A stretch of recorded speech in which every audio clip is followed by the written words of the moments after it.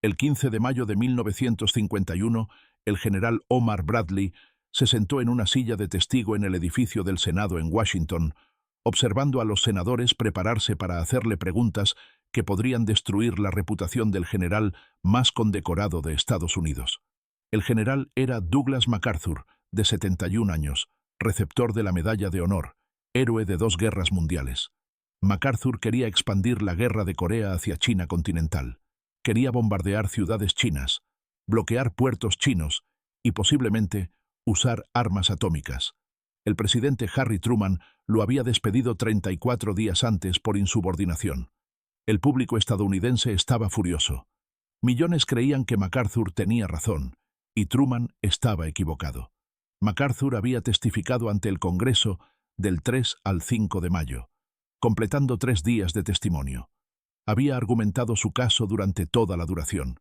Sus palabras fueron brillantes, su lógica persuasiva, su pasión innegable. Dijo que los jefes del Estado Mayor Conjunto estaban de acuerdo con él. Dijo que la victoria en Corea requería atacar a China. Dijo que cualquier cosa menos era apaciguamiento. Había recibido ovaciones de pie.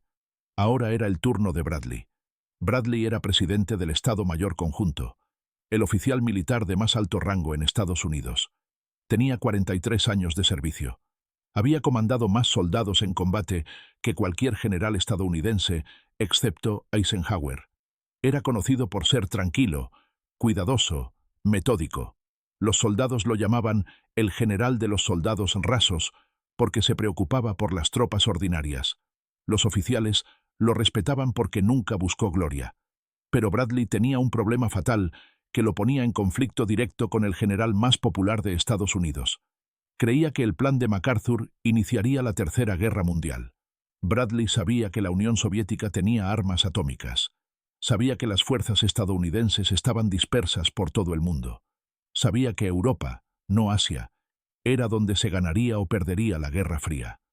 El plan de MacArthur para expandir la guerra en Corea debilitaría la posición de Estados Unidos en Europa, alienar a los aliados estadounidenses y potencialmente desencadenar un intercambio nuclear con la Unión Soviética.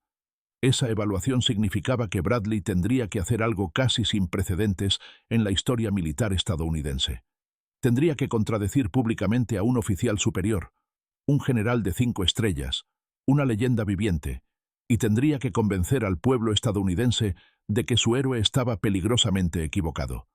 El costo humano del error de cálculo de MacArthur quedó claro durante la intervención china, que comenzó a fines de octubre de 1950. MacArthur había empujado a las fuerzas de las Naciones Unidas hacia el norte, hasta el río Yalu, a pesar de las advertencias de que China entraría en la guerra si las tropas estadounidenses se acercaban a la frontera china. El primer ministro chino Zhou Enlai había enviado advertencias a través de India. Las advertencias fueron explícitas. China intervendría si las fuerzas de la ONU cruzaban el paralelo 38 hacia Corea del Norte. MacArthur desestimó las advertencias como un farol. Le dijo al presidente Truman que los chinos no se atreverían a luchar contra las fuerzas estadounidenses. MacArthur estaba equivocado. El 19 de octubre de 1950, 260.000 tropas chinas cruzaron el río Yalu en secreto. Se movían de noche, se escondían durante el día, viajaban a través de pasos de montaña que los aviones de reconocimiento estadounidenses no podían monitorear. A fines de octubre, las fuerzas chinas se habían posicionado en las montañas de Corea del Norte, esperando. El 1 de noviembre, las tropas chinas atacaron al 8º Regimiento de Caballería de Estados Unidos cerca de Unsan. Miles de soldados chinos aparecieron de la nada rodeando las posiciones estadounidenses en un asalto de 3 frentes. La 8ª Caballería perdió más de 800 hombres, casi un tercio de la fuerza del regimiento en las primeras 48 horas. La batalla del embalse de Chosin comenzó el 27 de noviembre de 1950, cuando 120.000 tropas chinas del 9º Grupo de Ejército atacaron al 10º Cuerpo en el noreste de Corea del Norte. La temperatura descendió a menos 40 grados Celsius. Los marines y soldados estadounidenses libraron una batalla de 17 días mientras conducían una retirada de combate al puerto de Hungnam. Más de 4.000 estadounidenses murieron, resultaron heridos o desaparecieron durante la batalla. Después de empujar a las fuerzas de la ONU fuera de Corea del Norte en diciembre, las fuerzas chinas y norcoreanas lanzaron su tercera ofensiva en la víspera de Año Nuevo. Las unidades estadounidenses sirvieron como retaguardia cubriendo la retirada. El fuego de mortero y los enfrentamientos con armas pequeñas mataron a docenas de soldados durante la retirada. A fines de enero de 1951, las consecuencias del error de cálculo estratégico de MacArthur fueron devastadoras. Las muertes en batalla estadounidenses antes de la intervención china de junio a octubre de 1950 habían alcanzado más de 8.500.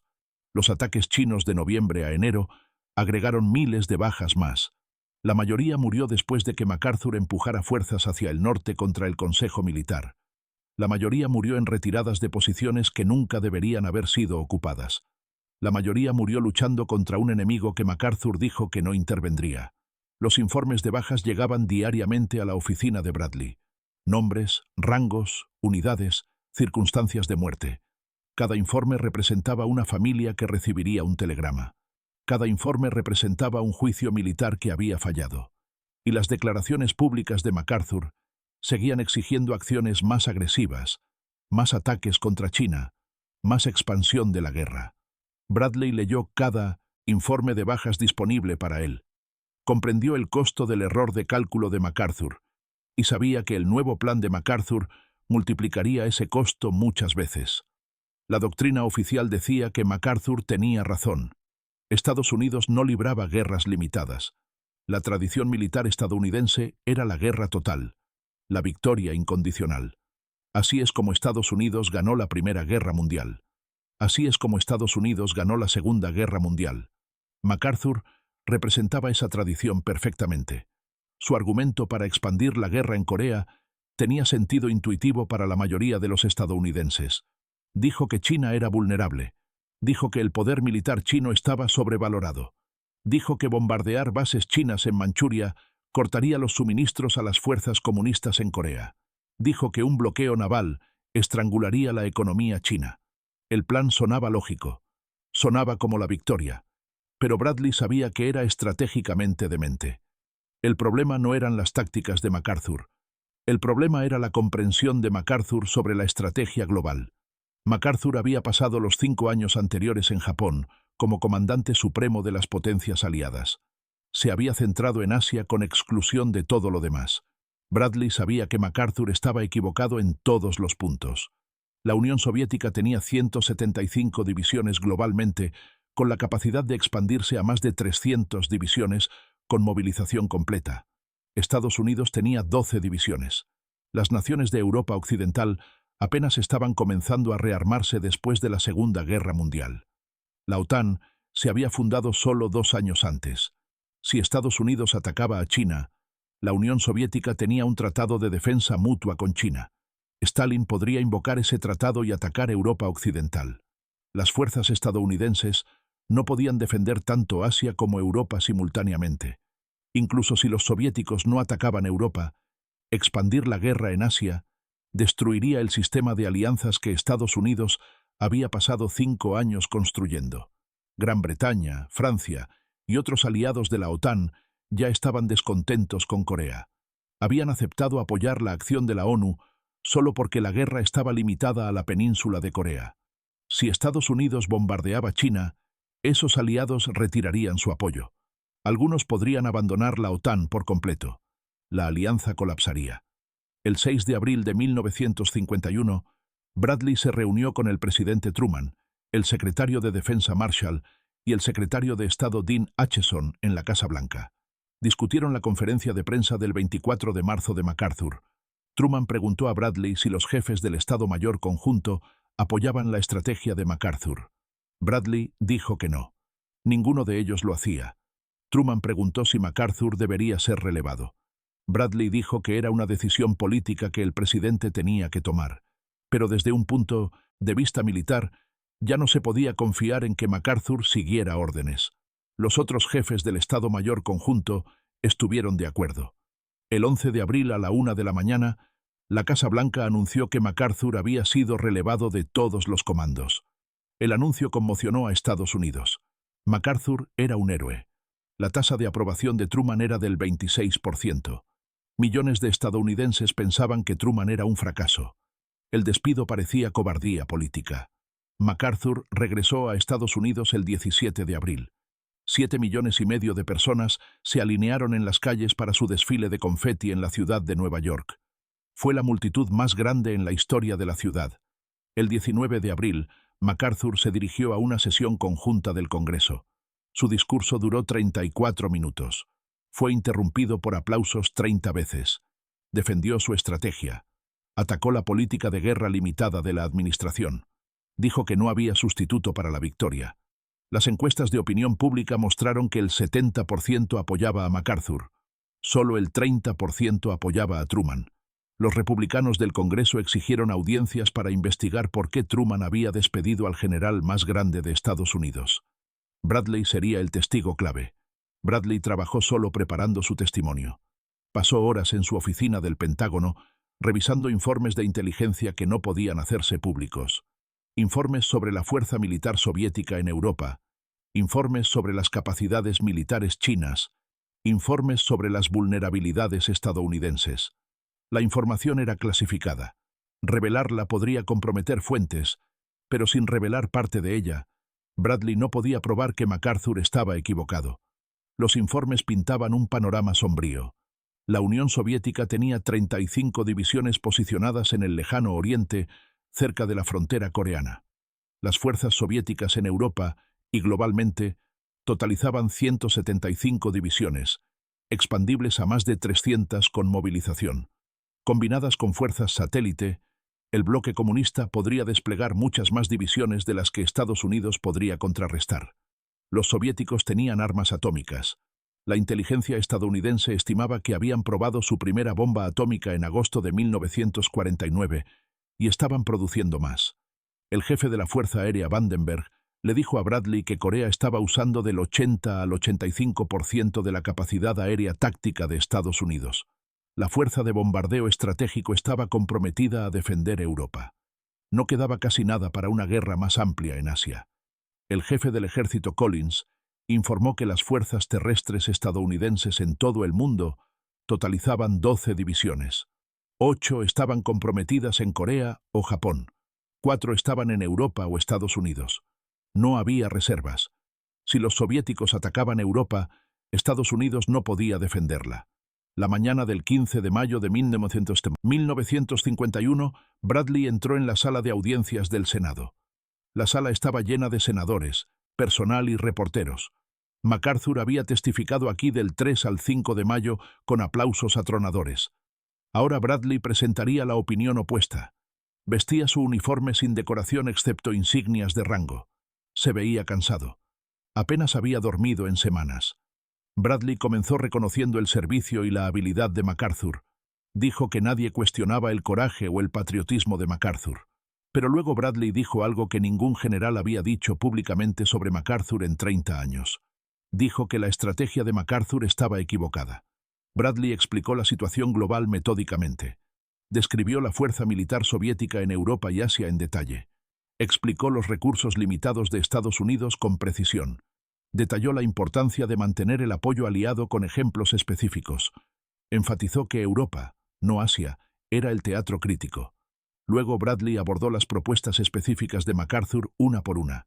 Bombardear bases chinas en Manchuria requeriría aviones estadounidenses que actualmente protegen Europa. Provocaría represalias chinas contra bases estadounidenses en Japón y Corea del Sur. Un bloqueo naval de China requeriría barcos que defendían las rutas marítimas del Atlántico y las aguas del Mediterráneo. Tomaría meses implementarlo efectivamente. Sería ineficaz porque la economía de China no dependía del comercio marítimo con Occidente. La Unión Soviética suministraba la mayor parte del equipo militar de China por ferrocarril a través de Manchuria. Un bloqueo naval no podía detener eso.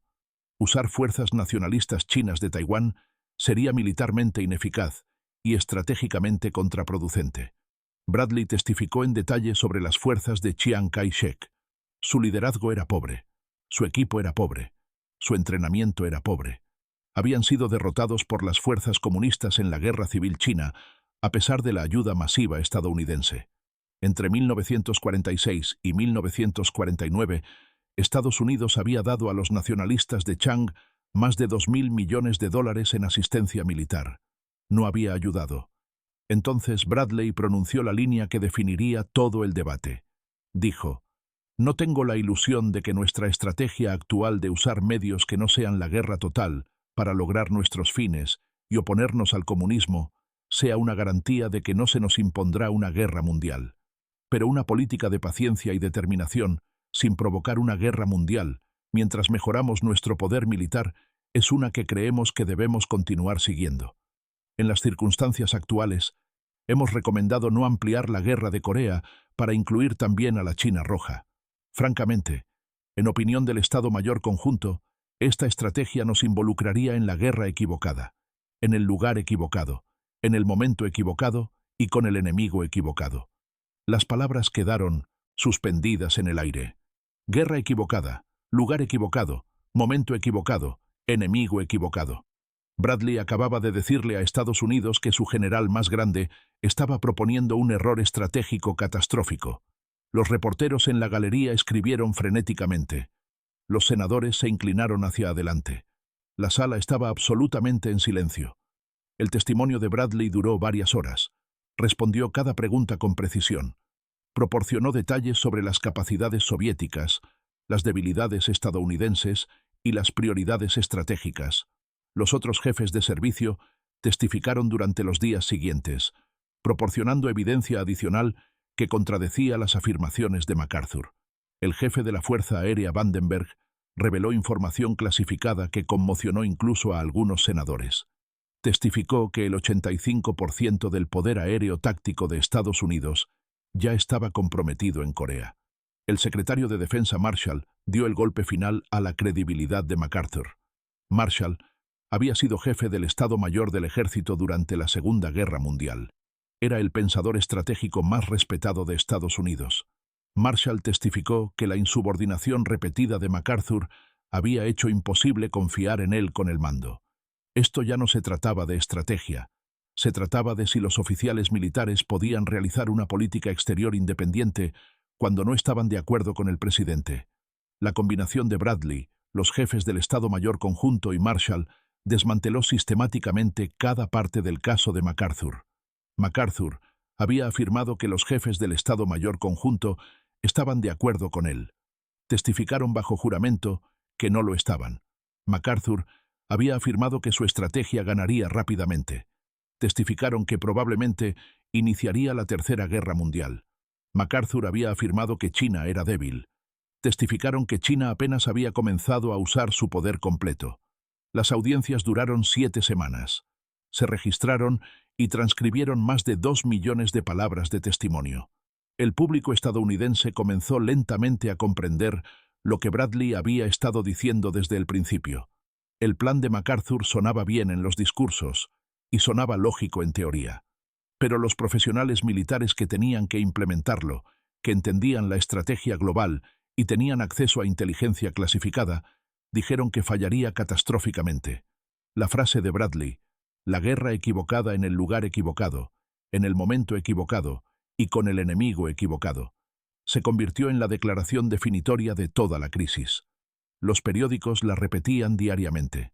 Los comentaristas la analizaban desde todos los ángulos.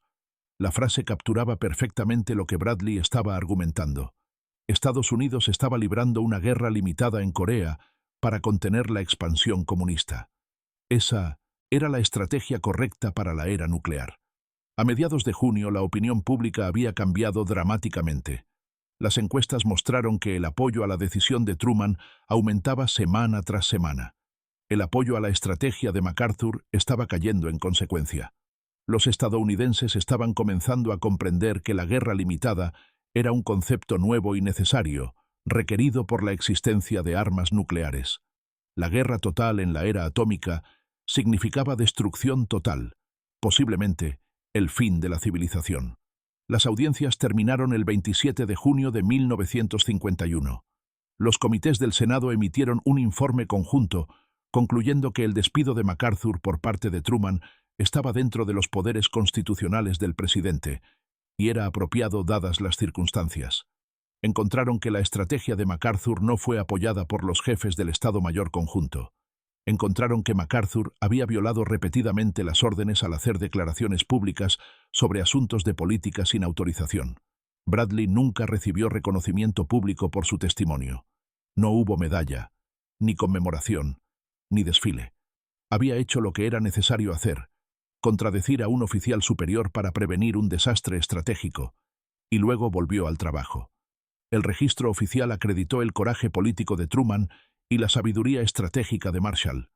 El nombre de Bradley apareció en las notas al pie, pero los profesionales militares entendieron lo que había sucedido. Bradley había salvado el control civil de los militares. Había prevenido la Tercera Guerra Mundial. MacArthur se desvaneció de la vida pública después de las audiencias. Nunca recibió otro mando militar. Dio discursos en convenciones republicanas. Escribió sus memorias. Fue considerado brevemente como un posible candidato presidencial en 1952, pero su apoyo político se evaporó una vez que el testimonio completo de las audiencias se hizo público.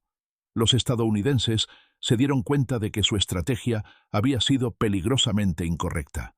En 1952, Dwight Eisenhower ganó la presidencia en parte prometiendo ir a Corea y terminar la guerra. Eisenhower había sido colega de Bradley durante la Segunda Guerra Mundial.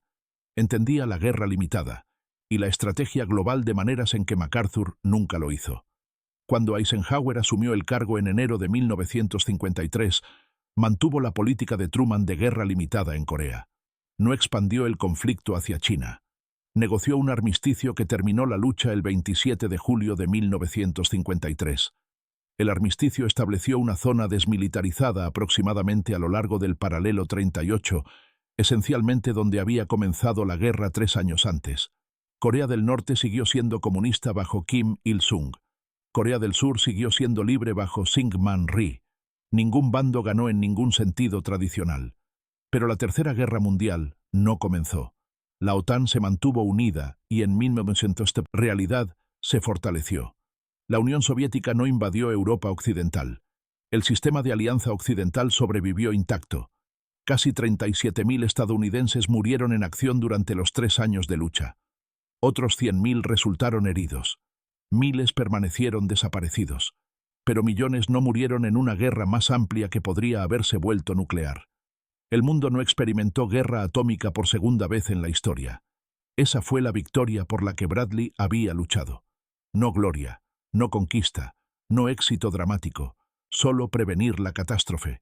Bradley continuó como presidente del Estado Mayor Conjunto hasta el 16 de agosto de 1953. Se retiró después de 41 años de servicio militar. Regresó a la vida civil en silencio sin fanfarria. Escribió sus memorias que se publicaron como la historia de un soldado. Trabajó como presidente de la Junta Directiva de la Compañía de Relojes Bulova de 1958 a 1973. Habló raramente sobre la controversia de MacArthur, prefiriendo dejar que el registro histórico hablara por sí mismo. En 1981, Bradley dio una de sus entrevistas finales a un historiador militar que estaba investigando las audiencias de MacArthur. Bradley tenía 88 años para entonces, pero todavía estaba mentalmente agudo. El historiador le preguntó sobre la decisión de testificar contra MacArthur 30 años antes. Bradley pensó cuidadosamente antes de responder. Dijo que la decisión de testificar contra MacArthur fue lo más difícil que había hecho en toda su carrera militar, más difícil que cualquier decisión de combate que había tomado durante la Segunda Guerra Mundial. Contradecir a un oficial superior, especialmente uno tan respetado y condecorado como MacArthur, violaba todo lo que le habían enseñado sobre la lealtad militar en West Point y a lo largo de su carrera. Pero Bradley dijo que había llegado a comprender que la lealtad a la nación y a la Constitución importaba más que la lealtad personal a cualquier oficial individual. La estrategia de MacArthur habría destruido el sistema de alianza occidental que Estados Unidos había pasado 6 años construyendo después de la Segunda Guerra Mundial.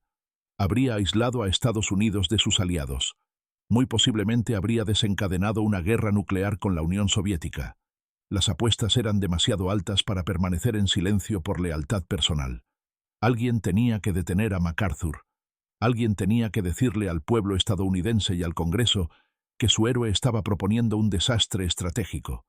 Bradley dijo que nunca se arrepintió de su testimonio, aunque le costó personalmente. Había recibido correo de odio durante años después de partidarios de MacArthur que lo veían como un traidor. Los ataques dolieron, pero sabía que había hecho lo correcto. Dijo que el principio del control civil de los militares era fundamental para la democracia estadounidense y tenía que preservarse independientemente del costo personal. Los oficiales militares asesoran al presidente y al Congreso sobre asuntos militares. Proporcionan su juicio profesional, pero los civiles toman las decisiones finales sobre la guerra y la paz. Los oficiales que no pueden seguir las decisiones civiles deben renunciar a sus comisiones. No pueden conducir su propia política exterior a través de conferencias de prensa y declaraciones públicas. Omar Nelson Bradley murió el 8 de abril de 1981 a los 88 años. Fue enterrado en el Cementerio Nacional de Arlington con todos los honores militares. Su lápida enumeraba su rango y fechas de servicio. No mencionaba el discurso de la guerra equivocada. No mencionaba detener a MacArthur. No mencionaba prevenir la Tercera Guerra Mundial. Pero Estados Unidos todavía está aquí porque él lo hizo.